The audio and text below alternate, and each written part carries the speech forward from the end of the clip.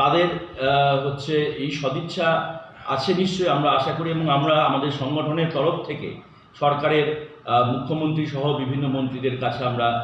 চিঠি করেছি। গত 23শে জুন আমরা আমাদের চিঠি তাদের কাছে করেছি। আমরা তাদের সরকারের সঙ্গে এই বিষয়ে আলোচনা করতে চাই আমাদের সংগঠনের তরফে,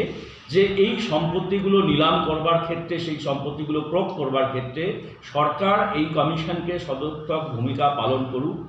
এবং এই সম্পত্তিগুলো নিলাম করবার মধ্য দিয়ে সাধারণ মানুষের যে চিটফান্ডে রাখা টাকা, সেই টাকা ফেরতের ব্যবস্থা করুক, এবং এই সম্পত্তিগুলোকে কিভাবে পর্যটন, বাণিজ্য, শিল্পর ক্ষেত্রে সেই সম্পত্তিগুলোকে ব্যবহার করে সরকারি কোষাগারেও উন্নত সাধন করা যায়, সাধারণ মানুষের কিছু কর্মসংস্থানের সুযোগ তৈরি করা যায়, এই দাবি আমরা রেখেছি। এবং এই দাবিকে নিয়েই আমাদের আজকের এই সাংবাদিক সম্মেলন, এবং আমরা এই সম্মেলনের মধ্য দিয়ে এই বার্তা দিতে চাইছি আমাদের সরকারের কাছে, যে এই নতুন সরকার তারা আমাদের এই সমস্ত দাবিগুলোকে গুরুত্ব দিয়ে এবং আমাদের সঙ্গে একটি যদি তারা আলাপ আলোচনা করতে চান, সেই সুযোগ যদি আমরা পাই, তাহলে আমরাও আমাদের সংগঠনের তরফ থেকে এ বিষয়ে সহযোগিতা করতে ইচ্ছুক। এই হচ্ছে আমাদের।